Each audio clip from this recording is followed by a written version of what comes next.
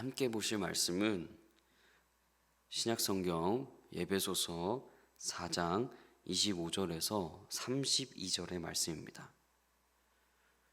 오늘 함께 보실 말씀은 신약성경 에베소서 4장 25절에서 32절의 말씀입니다. 함께 읽겠습니다. 시작. 그런즉 거짓을 버리고 각각 그 이웃과 더불어 참된 것을 말하라.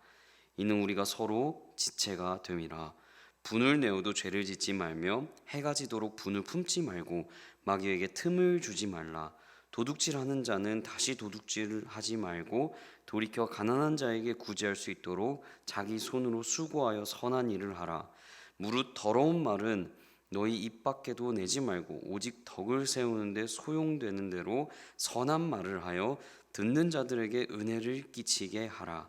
하나님의 성령을 근심하게 하지 말라. 그 안에서 너희가 구원의 날까지 인치심을 받았느니라.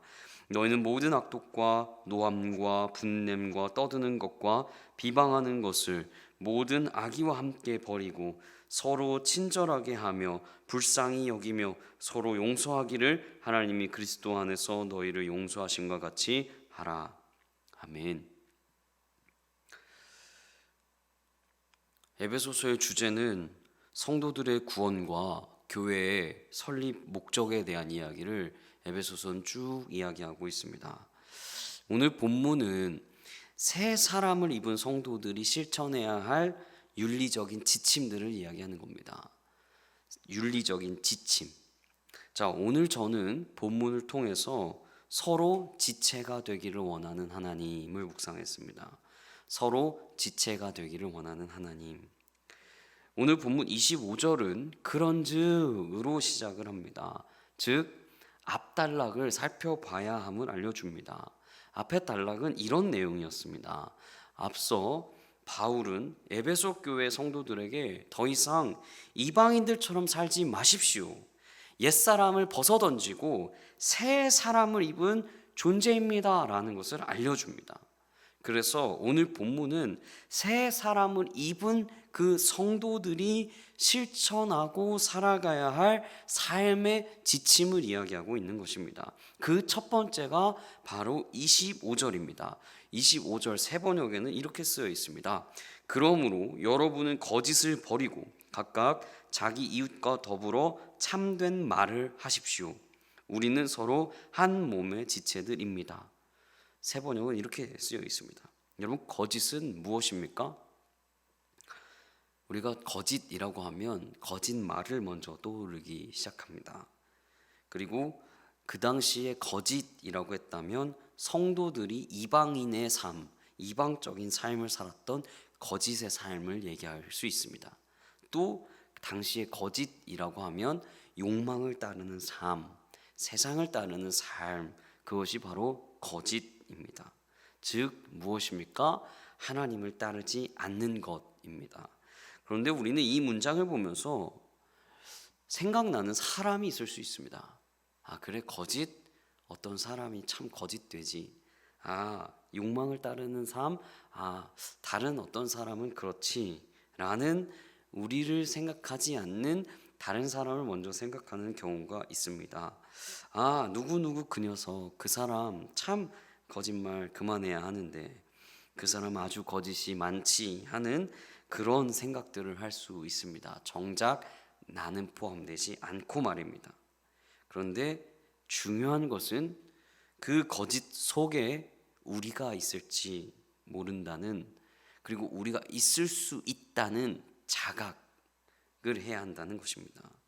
거짓을 버리기 위해서는 자신의 부족함, 내가 나도 안 될 수 있다는 그 부분을 먼저 인정해야 합니다.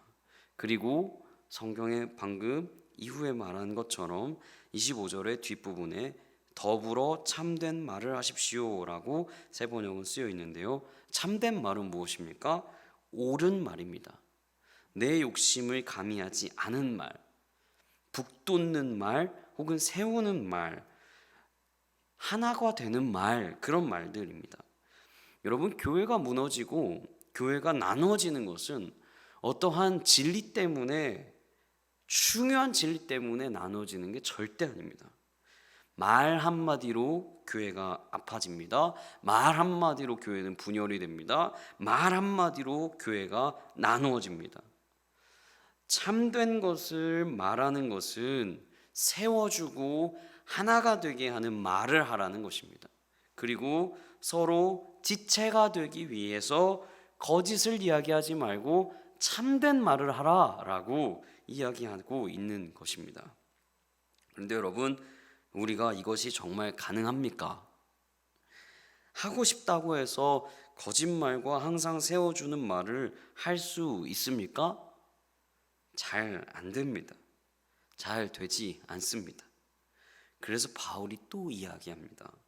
26절 세 번역에 이렇게 쓰여 있습니다.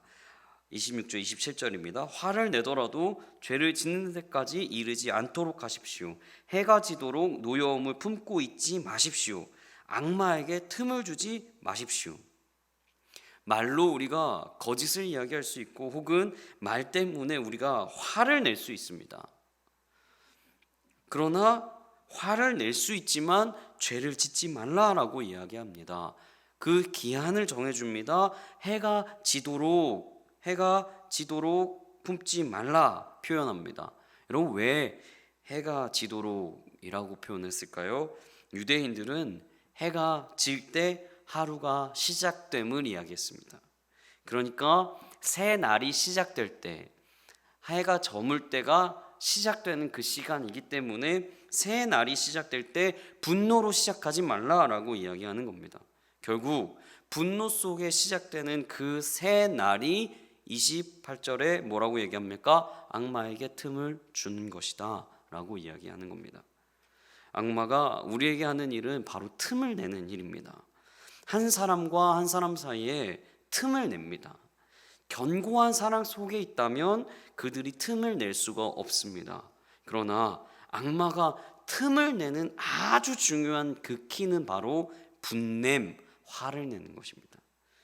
그리고 말을 내뱉기 시작합니다. 29절에도 그것들을 이야기합니다. 세 번역에 이렇게 쓰여 있습니다. 나쁜 말은 입 밖에 내지 말고 덕을 세우는 데에 필요한 말이 있으면 적절한 때에 해서 듣는 사람에게 은혜가 되게 하십시오. 나쁜 말은 나누는 말입니다.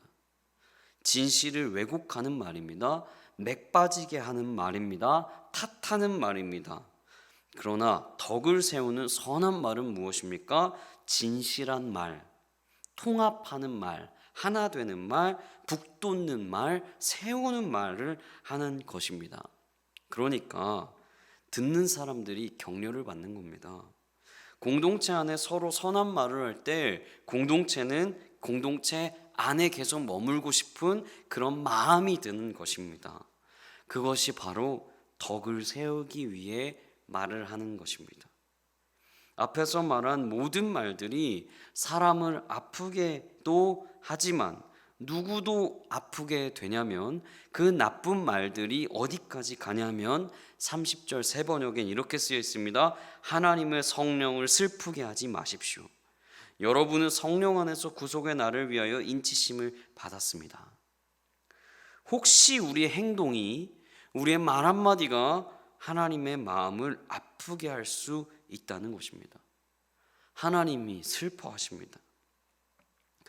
나쁜 말, 분열케 하는 말, 그리고 사는 사람에게 왜곡하는 말, 맥 빠지게 하는 그런 말, 탓하는 말, 모든 말들은 하나님의 마음을 슬프게 할 수 있다는 겁니다. 그래서 바울이 정리합니다. 모든 앞에서 이야기들을 다 정리합니다. 31절과 32절 세 번역에 이렇게 쓰여 있습니다. 모든 악독과 격정과 분노와 소란과 욕설은 모든 악의와 함께 내버리십시오. 서로 친절히 대하며 불쌍히 여기며 하나님께서 그리스도 안에서 여러분 용서하신 것 같이 서로 용서하십시오. 여러분, 이것이 성도의 삶입니다. 친절하고 서로를 불쌍히 여기는 그 삶, 용서의 삶, 그것이 바로 성도의 삶입니다. 그러나 우리 시대를 보고 우리의 삶을 좀 바라보기 원합니다. 지금의 시대가 그런 시대인 것 같습니다. 악독과 걱정과 분노와 소란과 욕설과 악의가 있는 그런 시대인 것도인 것 같습니다. 인정받지 못하는 우리 시대에, 그리고 살벌한 우리 시대일지도 모르겠습니다.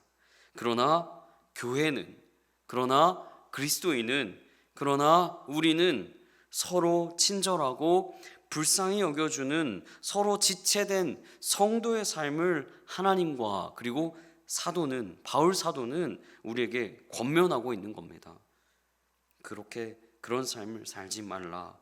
내가 아프다, 내가 슬프다, 우리의 삶 가운데 모든 악의를 버리고 분냄을 참고 하나님 안에 지체가 되어서 서로 친절히 여기고 불쌍히 여기시는 하나님 안의 공동체를 이루는 우리 모든 구리지구촌 교회 성도님들 되시기를 축복하고 축원합니다. 우리 이렇게 기도했으면 좋겠습니다.